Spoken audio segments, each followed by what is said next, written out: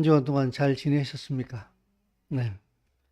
오늘 날씨가 화창한데 성도님들 우리 이렇게 그렇게 날씨만큼 화창하지는 못한 것 같아요, 보니까. 음, 어, 거의 매번 그렇다고 할 수는 있는데, 제가 대개 이제 주일날 밤 한 12시 정도, 한 새벽 2시가 돼야지 이제 제가 설교 준비가 끝나거든요. 근데 저는 설교 준비하면서 늘 그런 생각을 해요. 늘 같은 얘기를 하는데 왜 2시까지 가야 될까? 늘 같은 얘기인데 왜 한 주간 내내 설교 준비가 이렇게 어려울까? 늘 같은 얘기인데. 음, 그런 생각이 가끔씩 들기도 해요. 또,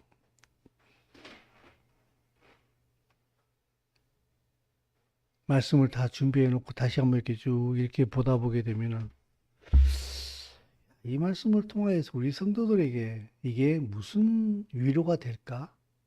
무슨 위로가 될까? 무슨 힘이 될까? 여기 육적으로 이렇게 좀 돈 많이 벌어라. 좀 편안하게 될 거야. 잘 될 거야. 이런 얘기는 하나도 없는데 이게 이들에게 무슨 위로가 될까? 그런 약간 회의감. 음. 여러분, 저는 이 말씀을 성경이 이것을 말하고 있다라고 믿고 있기에 굳세게 저는 이 말씀을 쭉 전해 왔어요. 근데 또 여러분들도 굳세게 그 자리를 잘 지키고 계세요. 그건 참 감사한 일이에요. 근데 제가 하는 얘기는 결론은 전부 다 하나님의 나라예요.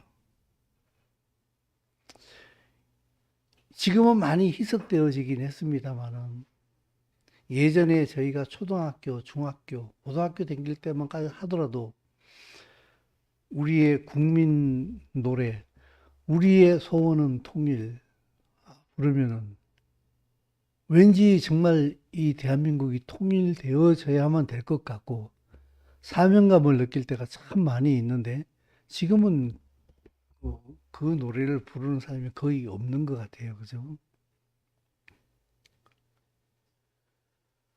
어, 이 대한민국을 바라보는 시야에 따라 가지고 우리의 소원은 통일이라고 노래를 부르는 사람이 있는가 하게 되면은 그 통일되면은 우리 세금만 들어가. 그냥 안 하는 게 좋아. 지금도 좋거든. 이렇게 생각하는 세대들이 이제 점점 더 많아지고 있는 것처럼 보이는데 나라를 내가 어떻게 바라보느냐에 따라 가지고 우리의 그 관념이나 이념이 많이 달라질 수 있겠다는 생각이 들어요. 사실 저는 금방 말씀드린 것처럼 성경이 이것을 말하고 있다라고 굳게 믿고 있기에 이것을 줄기차게 전합니다마는 정말 여러분들은 제가 전하는 이 하나님의 나라가 오고 있다. 여기에다가 여러분의 삶에 초점을 둬야 됩니다라고는 이 말씀에 정말 여러분들 마음속으로 그것이 동의가 되는지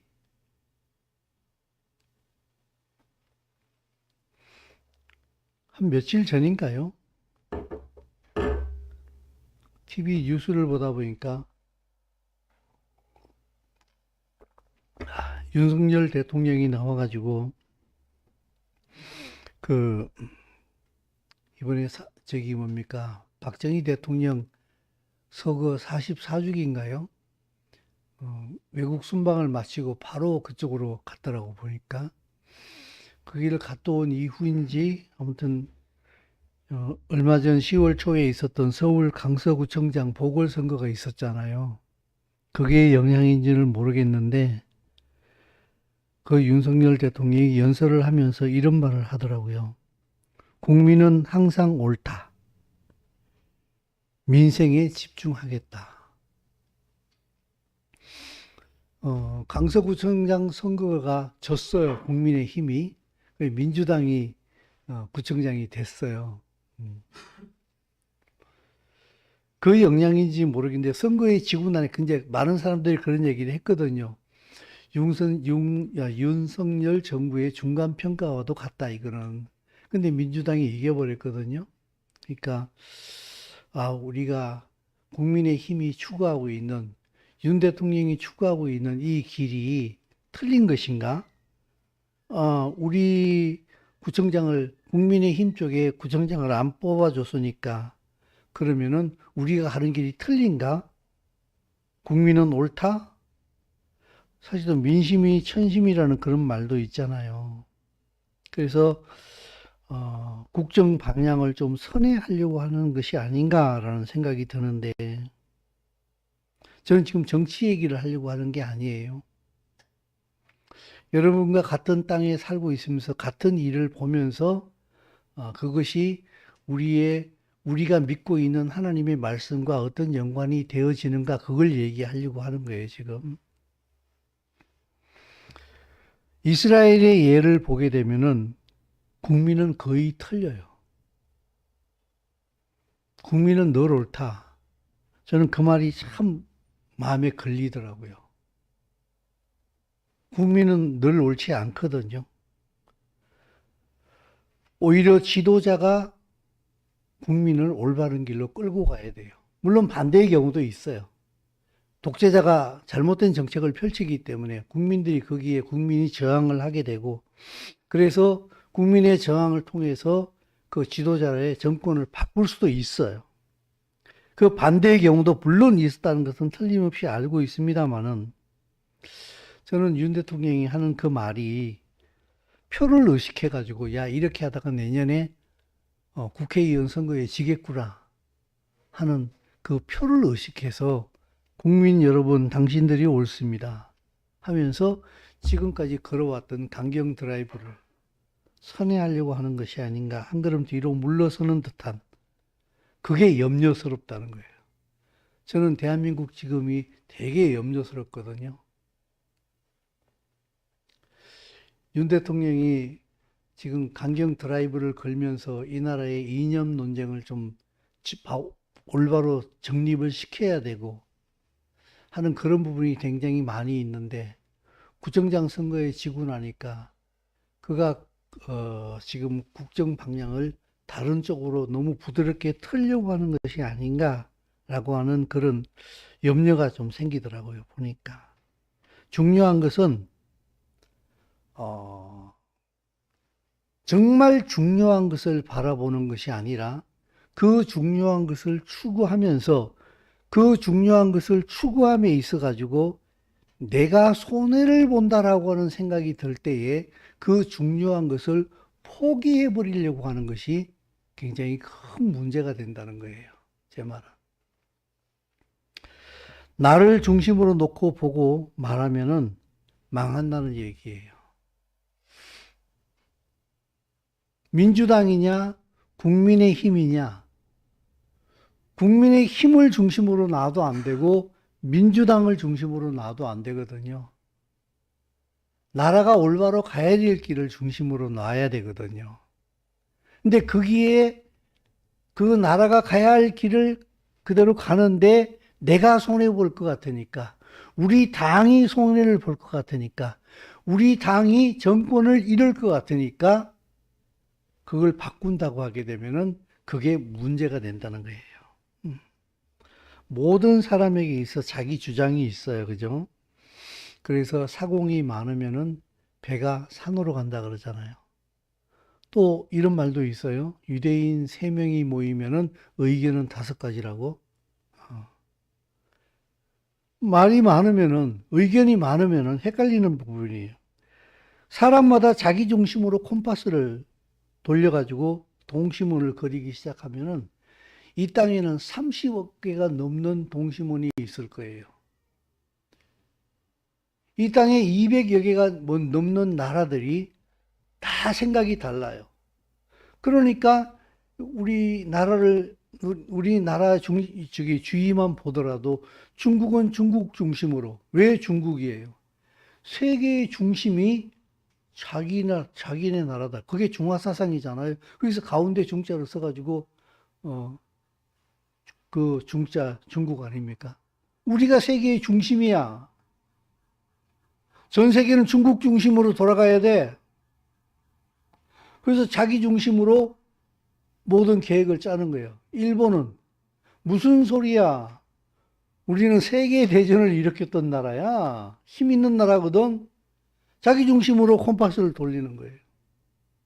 그럼 대한민국은 어떻게 돼요? 가운데 낑겨가지고 나도 살아남아야지 이러면서 우리 나름대로 콤파스를 돌리잖아요. 그죠? 그래 보니까 요새 울릉도에다가 공항 짓기 시작했잖아요. 그죠? 그리고 서해 쪽에도 그렇고 흑산도 위쪽에도 그렇고 전부 다 공항을 짓기 시작했어요. 누가 불편해요? 울릉도에다 공항을 짓기 시작하니까 일본이 너무 불편해요. 저 백령도 저쪽에다가 공항을 짓고 저기 뭡니까? 흑산도 밑에다 공항을 지니까 또 누가 불편해집니까? 중국이 엄청 불편해요. 왜 이럴까요? 전부 다 자기 나라를 중심으로 해가지고 콤파스를 돌리니까 자기 나라 중심의 사고를 하니까 이런 거 아니겠습니까? 그죠? 그러니까 이 땅에 전쟁이 그칠 날이 없는 거예요. 다 자기 중심으로 얘기를 하니까. 이 땅의 매 순간 수많은 사람들이 자기 중심의 원을 그리고 있어요. 근데 그렇게 많은 사람들이 전부 다 자기 중심적으로 생각을 하고 있을 때에 그렇다면은 창조주이신 하나님께서 보시는 원은 어떤 원일까? 어떤 원을 그렸을 때에 하나님께서 그 사람이 그리는 원에 관심을 기울일까? 오늘 이 토라 포션의 이름이 레클레카예요. 근데 그 12장의 그 첫 번째 말씀이 보게 되면 1절 말씀 한번 읽어볼게요. 자, 시작.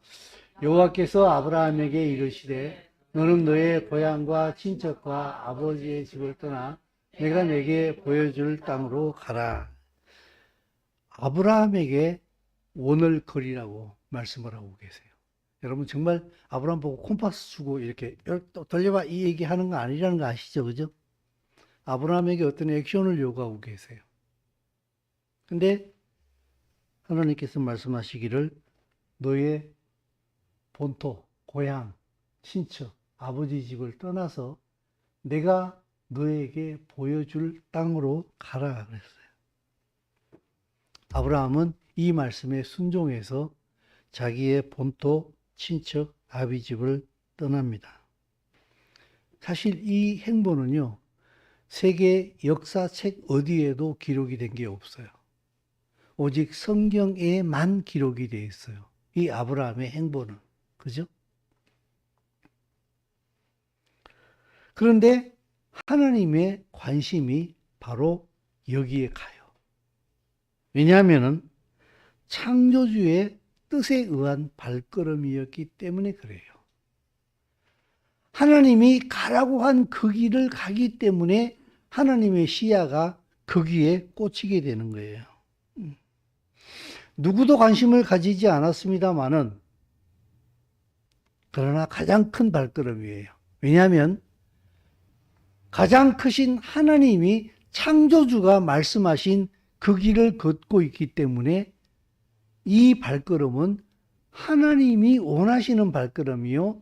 하나님과 함께 가는 발걸음이요. 하나님께서 이루시려고 하는 그 일을 이루는 발걸음이었기 때문에 여기에는 바로 창조적인 발걸음이 같이 들어가는 거예요. 너의 본토 친척 아비 집을 떠나라. 이 말씀은요. 하나님께서 아브라함의 본토가 되어 주시고 친척이 되어 주시고 아버지가 되어 주시겠다는 뜻이에요. 이 안에 그게 다 포함이 되어 있어요. 본토는 땅을 얘기해요, 여러분. 아멘. 좀 더 열어도 돼요. 본토는 땅을 얘기해요. 친척은요, 혈통을 얘기해요. 아비 집은 너의 우두머리를 얘기하는 거예요. 너의 살고 있는 그 땅에서 네가 태어난 그 혈통을 떠나서 너의 캡틴을 떠나서 내가 원하는 대로 가라. 완전히 새롭게 하시겠다는 거예요. 전혀 다른 혈통을 만들어내시겠다는 거예요. 전혀 다른 땅에서 전혀 다른 혈통을 만들어서 전혀 다른 우두머리를 섬기게 만들겠다는 거예요. 가나안 땅에서 예수와 그리스도의 혈통을 따라서 하나님을 섬기겠도록 내가 새 민족을 창조하겠다는 그런 뜻이에요. 그런 의미에서 여러분, 하나님을 믿는다는 것은요, 떠남으로 시작하는 거예요. 떠남이에요. 여러분 사는 집에서 지금 이사 가라는 얘기가 아니에요. 교회 옮기라는 얘기가 아니에요. 내 육으로부터의 죄된 육의 본성으로부터의 지속적인 떠남이 있어야 돼요. 떠남으로 시작이 되어지게 되고 그 신앙이 성숙할수록 지속적으로 자기를 떠나는 것을 하나님의 가치를 선택할 줄 아는 이게 바로 진짜 신앙이에요. 그래서 베드로전서 3장 21절을 말씀을 보게 되면은 우리는 요새 개역 개정판을 보는데 지난번에도 한번 말씀을 드렸는데 여기는 저는 이 개역 한글판을 참 좋아해요. 요 말씀에 있어서는. 같이 한번 읽어볼까요? 물은 예수 그리스도의 부활하심으로 이제 너희를 구원하는 편이 옷을 육체의 더러운 것을 취하여 버림이 아니요 오직 선한 양심이 하나님을 향하여 이게 신앙이에요. 예수와 그리스도의 피로 인하여서 우리의 양심이 회복이 되어져요. 그걸 선한 양심이라고 베드로는 표현을 하고 있어요. 선한 양심은 무엇을 추구하는가 하게 되면요, 하나님을 찾아가요. 하나님을 따라간다고요. 남에게 선을 베풀고 좋은 말을 하고 착한 일을 하는 거 굉장히 좋은 일이에요. 근데 하나님을 떠난 선한 양심은 사실은 자기를 위한 거예요.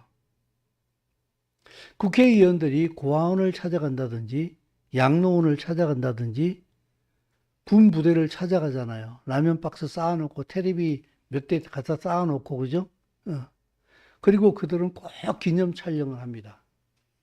왜 그럴까요? 내가 이렇게 군부대에다가 양로원에다가 고아원에다가 좋은 일 했어. 그래서 어떤 철학자는 그런 말을 했어요. 도덕적 쾌락주의라고.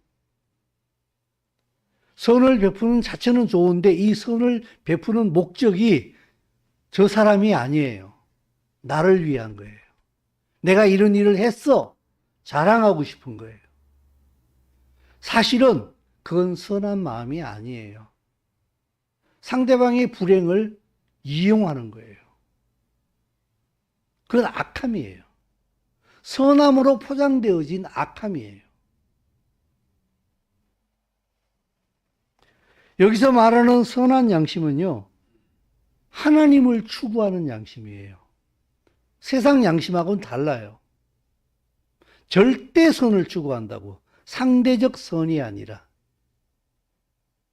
그래서 선한 양심이 하나님을 찾아가는 것이다. 예수와 그리스도의 피로 거듭난 사람은. 그래서 그들은 매 순간 무엇을 하려고 결정을 지을 때에 매 순간 하나님의 말씀이 본능적으로 생각이 나요. 내가 이때 무슨 말을 해야 할지, 어떤 행동을 해야 할지가 본능적으로 이렇게 글름망으로 항상 작용을 합니다. 항상. 그래서 이들은요, 삶에 또 하나 나타나는 현상이 무엇인가 하게 되면 마태복음 4장에 보게 되면 같이 읽습니다. 갈릴리 해변에 달리시다가 두 형제 곧 베드로라 하는 시몬과 그 형제 안드레가 바다에 금을 던지는 것을 보시니 저희는 말씀하시되 나를 따라오더라. 내가 너희로 사람을 낚는 어부가 되게 하리 하시니 저희가 곧 그물을 버려두고 예수를 쫓습니다. 여러분, 이 말씀을 보면서 누가 생각나요? 무조건 얘기해요. 누가 생각나요? 예? 예? 베드로? 아브라함이에요. 아브라함이 그 본토 친척 아버지 집을 떠나갈 때 떠났잖아요. 얘들은요, 이분들은요, 고기 잡는데 그물 버려도 나 따라와. 그때 그물 버려두고 따라가는 거예요. 똑같은 거예요, 지금. 같은 맥락이라는 사실이 여러분 이해되십니까? 선한 양심이 하나님을 찾아가는 거예요. 하나님의 길을 따라 걷기 시작하는 거예요. 직업 바꾸라는 얘기가 아니에요. 여러분 직업이 도둑놈이면 바꿔야 돼요. 사기치는 일이면 바꿔야 돼요. 직업 바꾸라는 얘기가 아니라 당신의 그 직업보다도 우선하는 것이 있다는 거예요. 하나님의 가치에 위배되어진다고 하게 되면은 내 직업도 포기해야 될 게 있다는 거예요. 여러분 직업은 왜 가집니까? 우리 생계 유지를 위해서 가지는 거잖아요. 그죠? 근데 내가 하고 있던 그 일이 하나님을 만났을 때에 하나님의 가치관과 충돌을 일으키게 되면은 직업도 포기해야 돼요.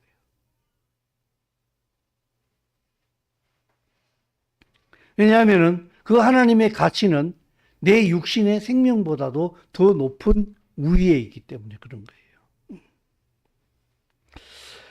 삶을 하나님 중심으로 재조율하는 거예요. 지금 아브라함도 그렇고 예수와를 만난 베드로와 안드레. 고기 잡다가 나를 따라오느라 그랬더니 버려두고 따라가요.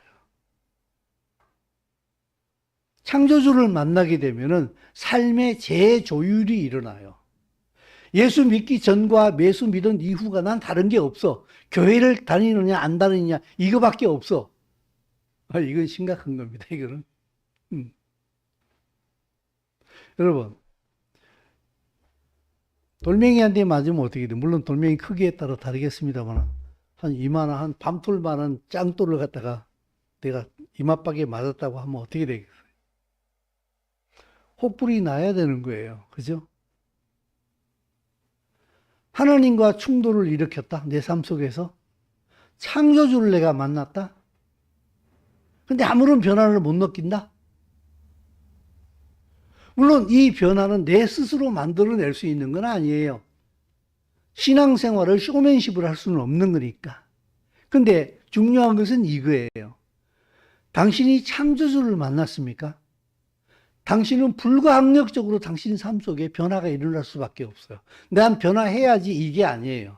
그냥 변화가 일어나 버려요. 그냥. 아브라함 보고 하나님께서 네 본토 친척 아비 집을 떠나라. 뭐 안 떠날 수가 없어요. 그냥 떠나게 돼 있어요. 말씀이신 예수와가 오셔가지고 나 따라와 이러니까 안 따라올 수가 없어요. 그냥 그물을 놓고서 따라가는 거예요.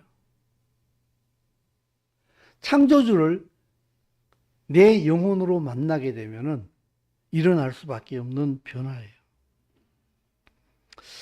아까 우리가 이 앞에서 봤는데 여호와께서 아브라함에게 창세기 말씀이에요.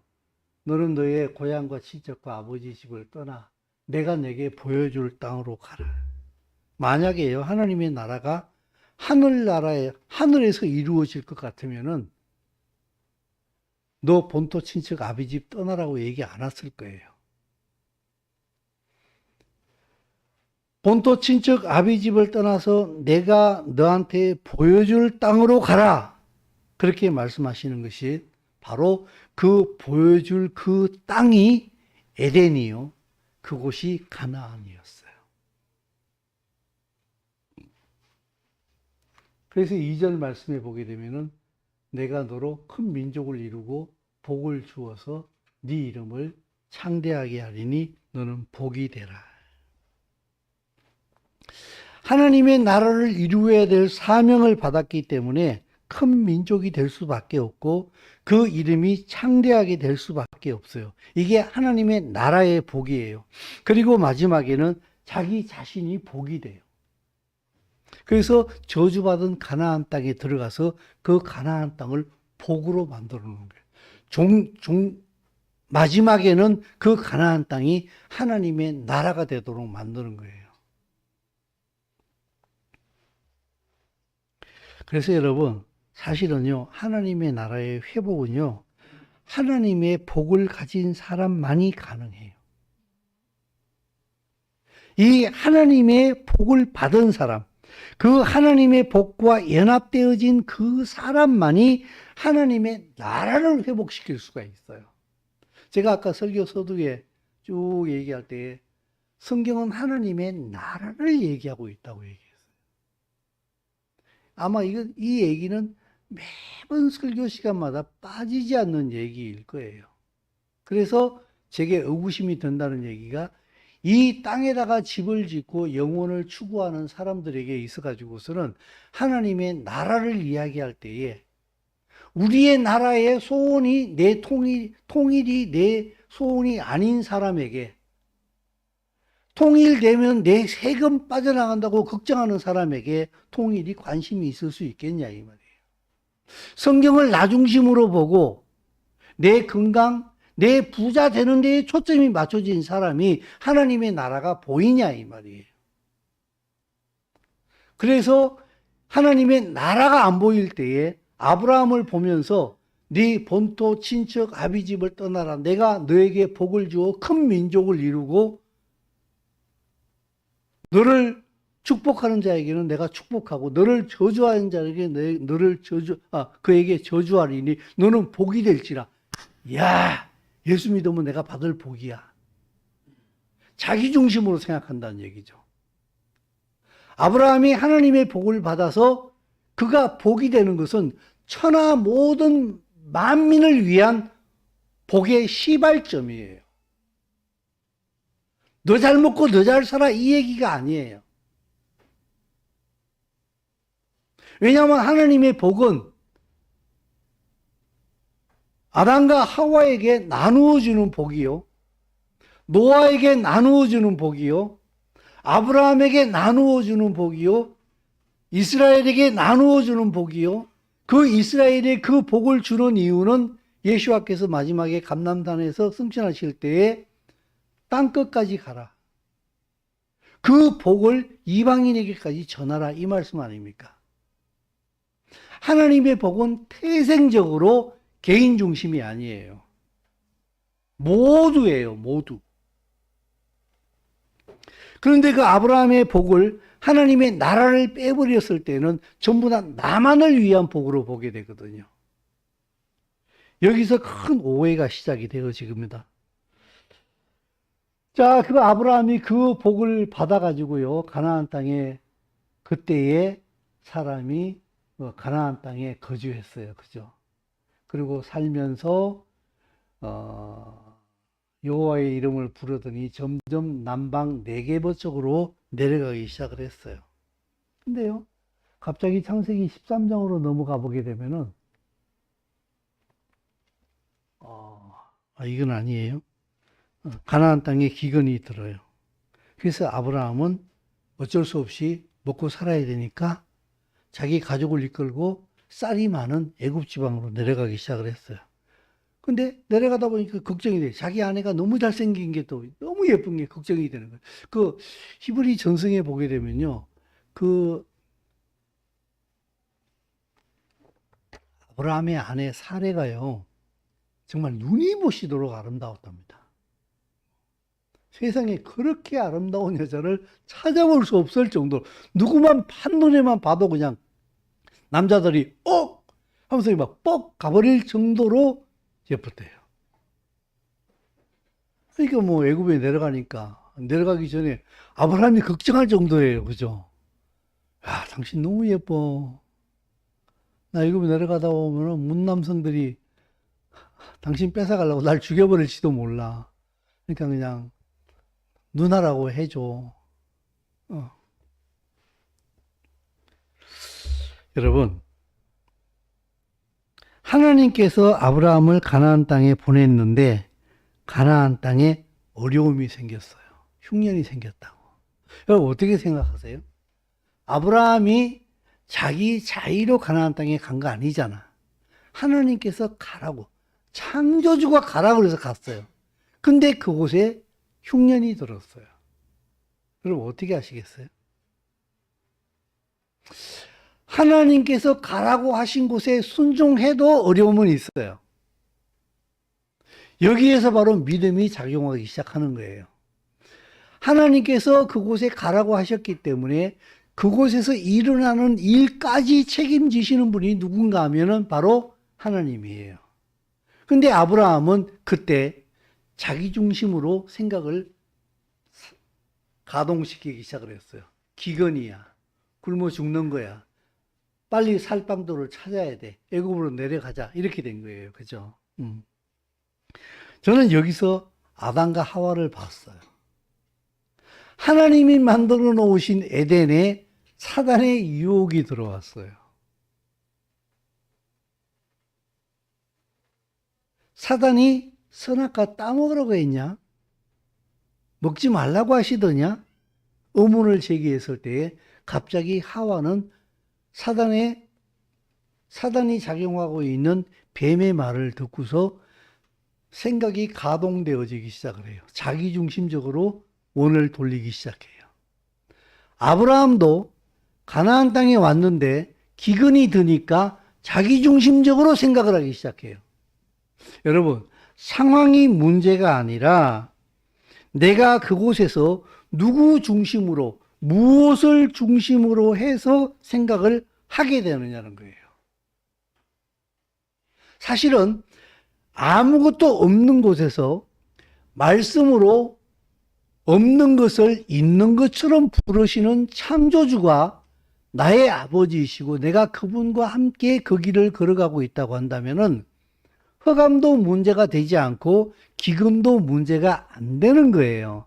근데 우리는 너무나 오랫동안 육신적인 삶의 사고로서 내 한계 안에서 생각하고 있는 것이 습관이 되어지다 보니까 무슨 일이 생기게 되면은 즉시로 자기중심적으로 모든 생각을 풀어나가기 시작을 해요. 그거는요, 에덴도 무너뜨려 버렸어요. 가나안 땅에서 기근이 있을 때에 아브라함도 그 일에 올바로 반응을 못했다고요. 우리가 다시 되돌아보게 되면요, 아브라함이 애굽에 내려갔을 때에 하나님께서 아브라함이 자기 아내 뺏기잖아요. 그죠? 너무 빛이 막 나니까 애굽 궁에서 받는가 봐. 애굽 고관들이 와 진짜 예쁘다. 바로 얼마나 예쁘면 왕한테 가서 얘기했겠어요. 얘는 웬만큼 예뻐가지고 왕한테까지 가서 얘기하겠습니까? 바로요. 빛을 받습니다.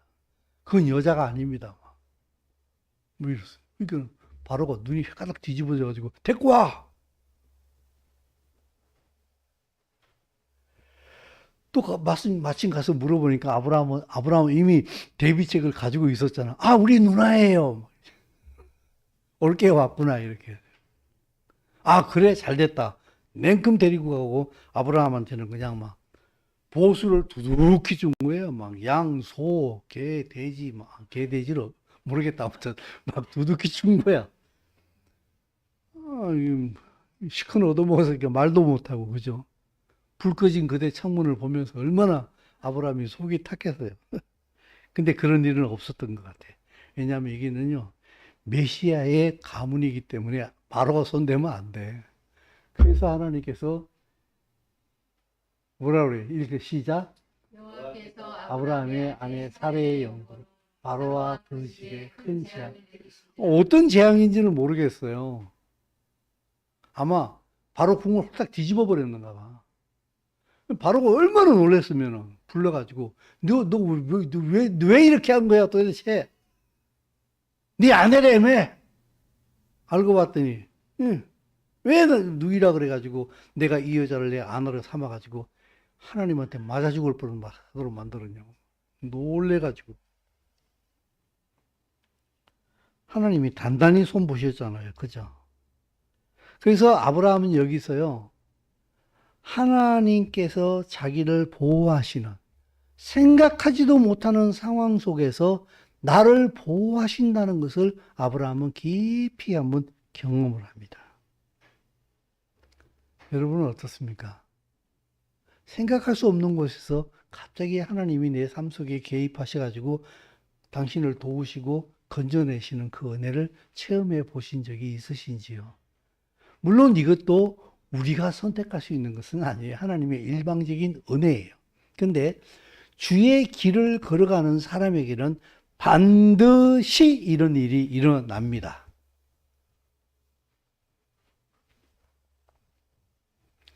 이 하나님을 경험하고 나니까 나중에요, 자기와 함께 같이 갔던 조카 롯도 목자였잖아요. 그 양을 키우고 아브라함도 양을 키우니까 이 두 양떼가 많아지기 시작을 하니까 목자들은 서로 싸우는 거예요.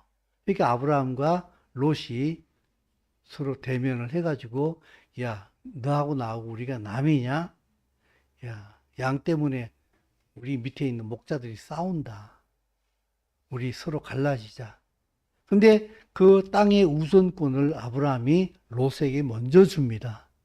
네가 좌하면 나는 우하고 네가 우하면 나는 좌하리라. 선택권을 먼저 주거든요. 이 담력이 어디서 나왔을까? 애굽에서 하나님을 체험한 사람이 이 결정을 내릴 수 있는 거예요. 하나님을 체험하기 시작을 하게 되면은 간이 배 밖으로 나온다고 얘기해야 되나? 신앙의 간땡이가 커지기 시작을 합니다. 그래서 하나님처럼 행동하기 시작을 합니다. 근데 나중에 보게 되면은, 롯이 좋은 땅을 차지해서 싹 가버리니까 좀 네가 먼저 선택하라고 얘기하기는 했는데 왠지 좀 씁쓸한 거예요. 그죠? 근데 롯이 아브라함을 떠난 후에 여호와께서 아브라함에게 이르시되 동서남북을 바라봐라. 보이는 땅을 내가 너와 네 자손에게 주리니 어떻게 된다고요? 이 땅은 너와 너의 후손이 영원히 살 땅이야. 그래서 지금도 살고 있는 거예요. 근데 하나님의 말씀을 모르는 다른 아랍 사람들은 어떻게 돼요? 인정 못해!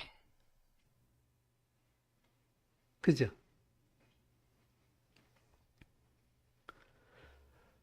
이렇게 순종하는 아브라함에게 그 땅을 너한테 주겠다고 다시 재차 약속을 하십니다.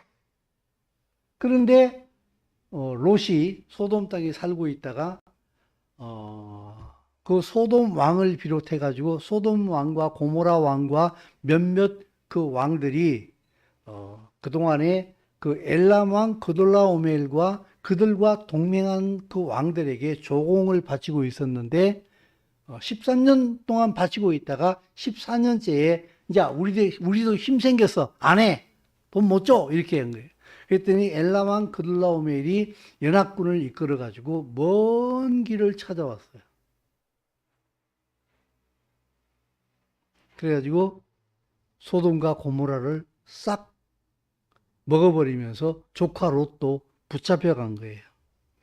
그 얘기를 듣고 그 중에 한 사람이 도망왔는데 도망와서 아브라함에게 당신의 조카가 붙잡혀갔습니다 라고 얘기했더니 자기 형제와 동맹군을 데리고 자기 빼앗겼던 재물과 롯과 그 재물 부녀와 인민을 다 찾아왔더라.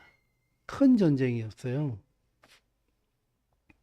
근데 여러분, 이때 그 전쟁이 이기고 돌아왔을 때에 소돔 왕도 물론 이게 환영을 나왔습니다마는 살렘 왕 멜기세덱이 떡과 포도주를 가지고 나와서 아브라함을 축복합니다. 창세기 14장 19절 말씀인데 조금 주의를 환기하는 측면에서 성경 한번 찾아보시겠습니까, 여러분이? 자, 여러분 성경 한번 찾아보세요. 창세기 14장 19절 말씀입니다. 자, 다 같이 읽도록 하겠습니다. 자, 시작. 그가 아브라함에게 축복하여 이르되 천지의 주제이시오 지극히 높으신 하나님이여 아브라함에게 축복을 주옵소서.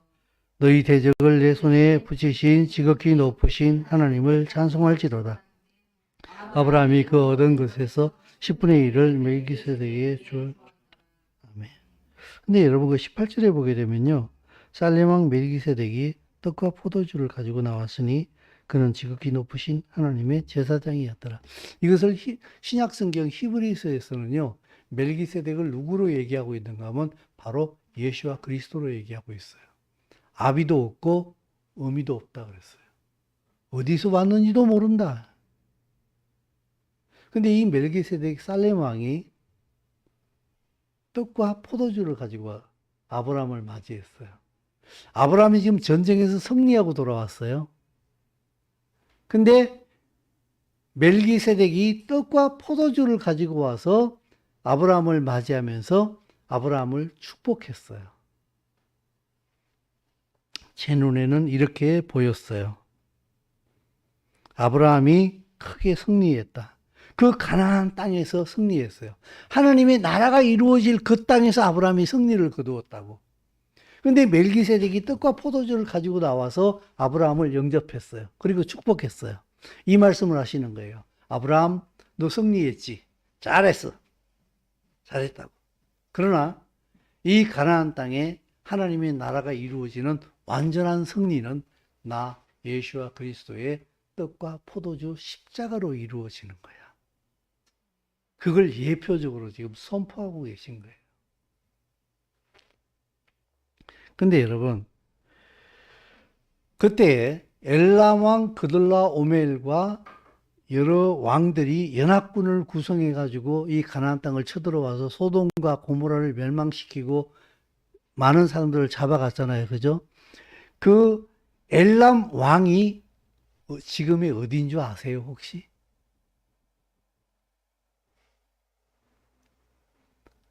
페르시아예요. 근데 페르시아가 지금 이름이 바뀌었어요. 어딘 줄 아십니까? 이란이에요. 여러분, 1970년도까지도요, 이란이 아니었어요. 페르시아였어요. 근데 그 이후에 이름이 이란으로 바뀌었어요. 여러분, 아브라함의 후손인 이스라엘과 이란의 전쟁은요, 창세기에서부터 시작되는 거예요, 이미. 어떤 예시적인 메시지가 있다는 생각이 드는데, 그렇다고 하게 되면은, 그 아브라함이 그돌라오멜 그 페르시아, 지금 이란 왕의 초기 왕이에요. 그 길을 쳐부셔버렸잖아요. 그죠? 근데 그 쳐부신 아브라함을 떡과 포도주를 가지고 와가지고 멜기세덱이 맞이하고 있잖아요. 이 전쟁의 마지막은 예수와 그리스도가 정리한다 하는 것이 결론이에요. 지금 그렇게 가고 있잖아요, 지금. 그죠? 그래서 창세기 15장으로 이렇게 이제 우리가 넘어가게 되는데, 15장, 제가 여기다 써놨군요.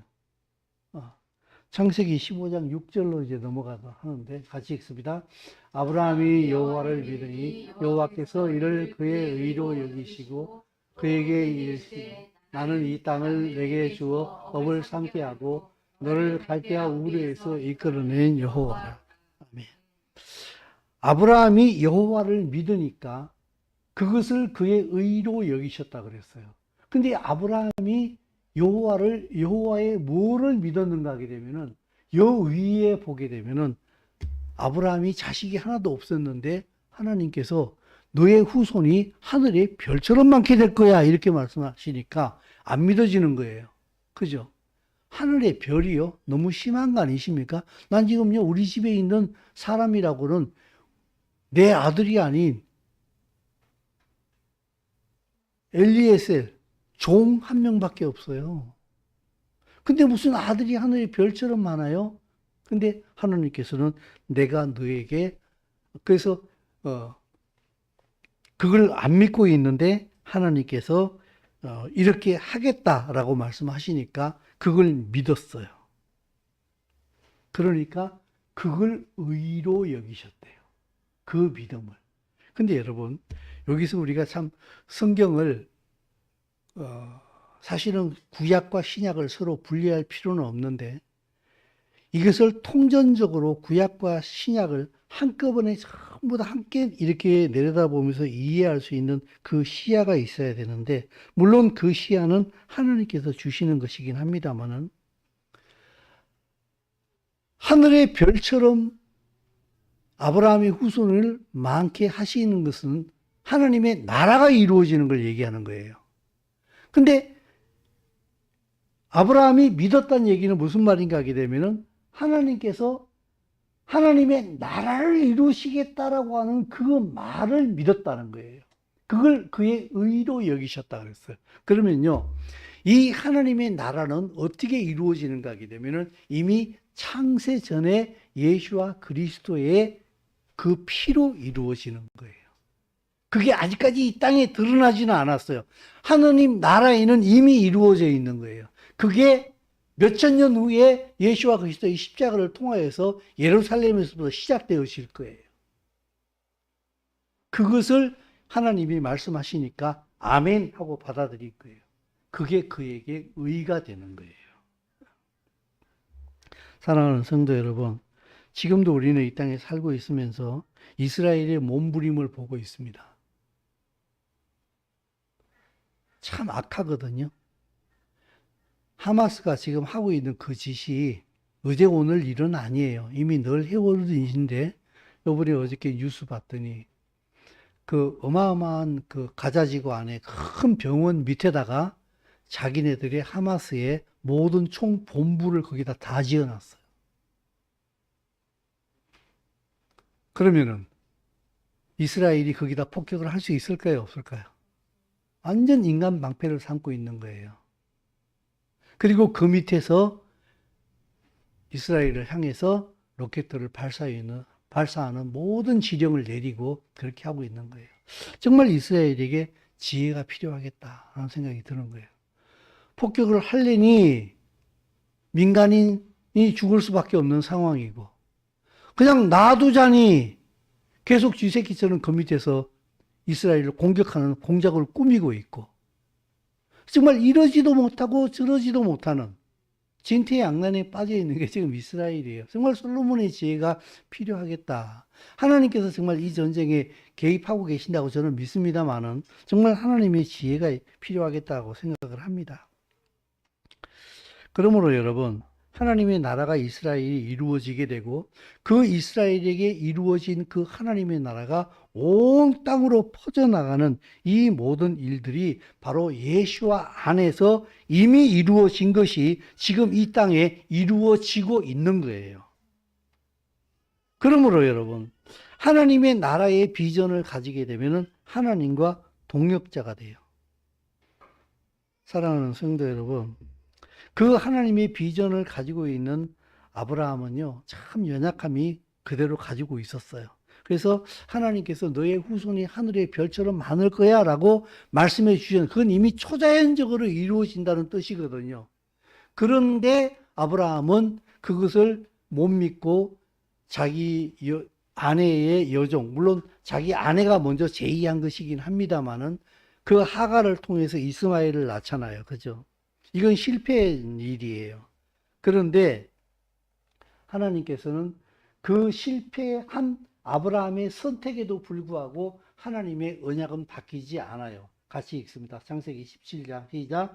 아브라함의 99세 때에 여호와께서 아브라함에게 나타나서 그에게 이르시되 나는 전능한 하나님이다.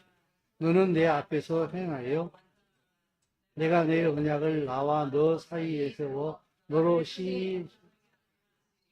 아브라함이 엎드리는데 하나님이 또 그에게 일러 가라사대 내가 너와 내 언약을 세우리니 너는 내 아브라함이 하나님의 말씀을 못 믿고 큰 실수를 저질렀어요. 그런데 하나님은 언약을 파기시키지 않아요. 어쩔 줄 몰라서 머쓱거리고 있는 아브라함에게 13년 만에 이스마엘이 태어난 지 13년 만에 나타나가지고 다시 언약을 말씀하십니다. 내가 너와 언약을 세운다. 그리고 너는 열국의 아비가 될 것이다. 아브라함은 한 게 아무것도 없어요. 실패만 했어요. 하나님의 말씀을 못 믿었어요. 그런데 하나님께서는 그를 이를 통해서 하나님의 일을 이루신다고 약속을 하고 있습니다. 그리고 할례를 받으라고 말씀하세요. 그 할례가 바로 언약의 표징이에요. 여러분, 이 할례는요, 할례는 바로 예수와 그리스도의 십자가를 상징하는 거예요.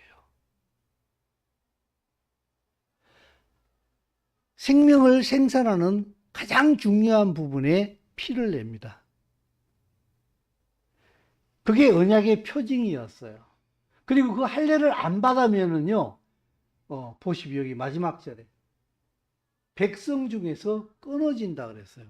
예수와 그리스도의 언약이 없으면은 내 백성이 아니다. 여러분, 제 설교를 독하다고 말씀하시는 분이 계시는데, 저는 굉장히 정확하게 얘기를 하고 있는 거예요. 예수와 그리스도를 믿으면 구원받는 거 맞습니까? 틀립니까? 맞지요? 근데 그 언약의 내용이 뭐냐고요? 예수와 그리스도를 통하여서 나는 내 나라를 이 땅에 이룰 거야 라는 게 언약의 내용이에요. 근데 예수 믿고 나 구원받을 거야 이런 생각 가지고 있게 되면은 당신은 예수 믿는 게 아니라니까. 언약 내용이 틀렸다니까.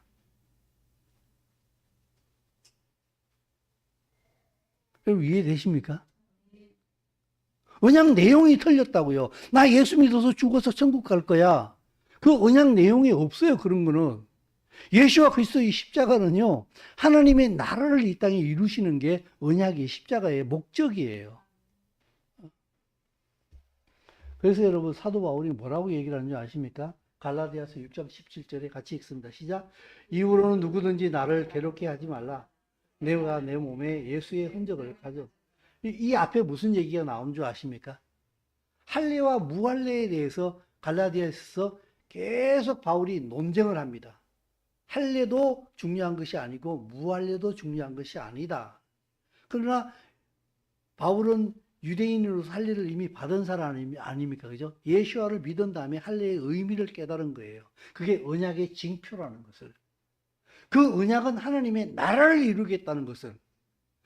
예수와가 이 땅에 와서 십자가에 죽으신 이유가 이스라엘을 회복시켜 하나님의 나라를 만들려고 하는 것이 예수와가 십자가에 죽으신 거구나. 그 의미를 아는 거예요. 그래서 그가 말하기를 그 할례의 논쟁을 위해서 하다가 6장 17절에 가가지고 이제 그런 소리 하지 마. 내가 내 몸에 예수의 흔적을 가졌다. 저는 틀림없이 이 할례를 얘기하는 거라 저는 그렇게 믿습니다. 사랑하는 성도 여러분, 설교를 빨리 끝내려고 무던히 내가 노력을 지금 하고 있는 중인데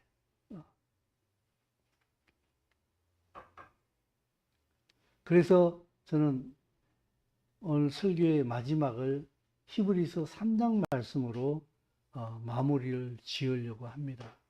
제가 읽을 테니까 여러분은 눈으로 잘하면 믿음으로 따라와 보십시오. 집마다 지은 이가 있으니 만물을 지으신 이는 하나님이다. 모세는 장래에 말할 것을 증거하기 위하여 하나님의 온 집에 하나님의 나라에서 사환으로 충성했고 그리스도는 그 집에 하나님의 나라에 맡은 아들로 충성하였으니 지금 나라에 대해서 지금 얘기를 하고 있는 거예요. 하나님의 집에 대해서. 그러므로 성령이 이르신 바와 같이 오늘 너희가 그의 음성을 듣거든 마음을 강팍하게 하지 마라. 너희 조상들이 광야에서 그렇게 했던 것처럼. 거기서 너희 조상들이 나 하나님을 시험하고 40년 동안 나의 행사를 보았는데도 늘 강팍하게 행동을 했다. 불신앙적으로 행동을 했다. 그들은 하나님의 나라를 믿지 않았다. 오늘 내가 먹을 게 있느냐 없느냐를 가지고 불평했고 만나가 맛이 없다라고 얘기를 하고 앉아있고 나라에 대해서는 관심이 없었다. 그러므로 내가 이 세대를 놓아여 가로되 저희가 항상 마음이 어떻게 됐다고요? 미혹되어서 내 길을 알지 못하는도다. 하나님의 나라에 대한 길에 대해서 관심이 없다는 거예요. 자기에게서 관심이 바뀌었다. 그래서 너희는 내 안식에 못 들어온다. 안식은 어디에 있습니까? 하나님의 나라에서 안식이 있는 거예요. 그래서 미혹되어져서 자기 중심의 사고에 빠져 있으면은 하나님의 나라에 못 들어오기 때문에 하나님의 안식을 못 누리게 된다. 그러므로 여기서 13절, 14절에서 너희는 서로 권면하여서 너희 중에 누구든지 죄의 유혹으로 자기 중심적 사고방식으로 인해서 네 마음이 강팍하게 되는 것을 너는 면해야 된다. 우리가 시작할 때 확실한 것을 끝까지 견고히 잡으면 그리스도와 함께 참여한 자가 되리라. 여러분, 우리가 알고 있는 초대교회의 모든 그리스도인들이 믿음을 시작할 때에 확실한 것이, 그들이 잡은 확실한 게 뭐예요? 예? 하나님의 나라예요. 내가 믿어서 구원받는다. 맞아요. 근데요, 그 구원의 내용이 바로 예수아가 왕이라는 거예요. 예? 그래서 보십시오, 여기. 견고히 잡으면 뭐가 된다고요? 그리스도와 함께 참여한 자라. 그리스도는 왕이에요. 그리스도는 왕이라는 뜻이에요. 왕은 어디 있는 거예요? 나라가 없으면 왕이 없어요. 그리스도는 왕이시라고요. 어디의 왕인가 하면 하나님의 나라의 왕이에요. 그 나라가 이 땅에 이루어진다고요. 그걸 사단이 알고 있기 때문에 그 땅에 하나님의 나라가 이 땅에 이루어질 이스라엘을 지우려고 발버둥을 치는 거예요. 그래서 저 이스라엘이 전쟁에서 사단의 속성이 드러나는 거예요. 사단이 하고 있기 때문에. 말로 할 수 없을 만큼 잔인한 일들이 벌어지는 거예요. 사단이 지금 극진노하고 있어요. 자기 때가 얼마 안 남았다는 걸 알고 있으니까. 그래서 하나님의 말씀을 올바로 보는 사람은 저 이스라엘이 벌어지고 있는 저 일이 뭘 의미하는지가 선명하게 보이는 거예요.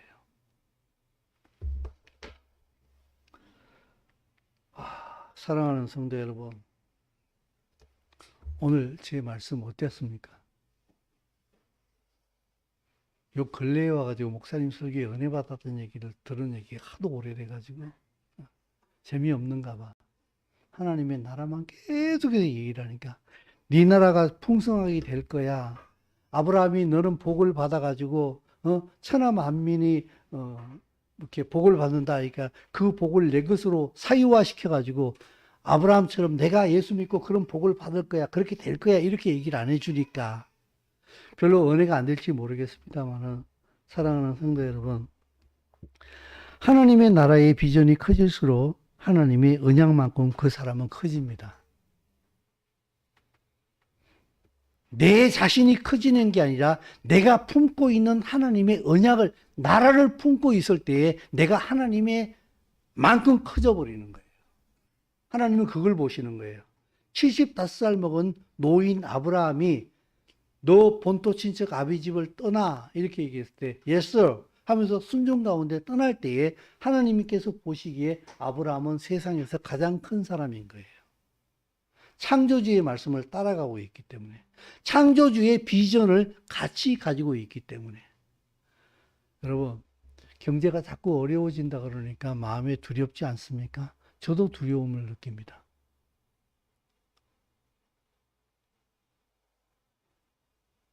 근데 본토 친척 아비 집을 떠나라고 말씀하신 그분이 기근에도 그를 보호하신 줄로 믿습니다.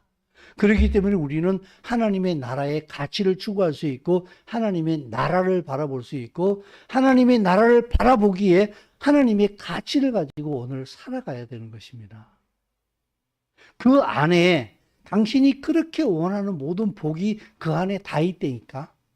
그건 구하지 않아도 그냥 오는 거예요. 근데 당신이 내가 원하는 복에 매달리는 그 순간에 그거 다 날아가요. 오늘 토라포션의 제목이 레클레카예요. 너를 위해서 가라. 하나님의 말씀을 따라서 가잖아요. 그게 나를 위한 거예요. 근데 그게 하나님을 위한 거예요. 근데 그게 나를 위한 거예요. 근데 그게 하나님을 위한 거예요. 나를 위해 살지 않는데 하나님을 위해서 살아버리니까 내 모든 게 하나님만큼 채워지는 줄로 믿습니다. 그게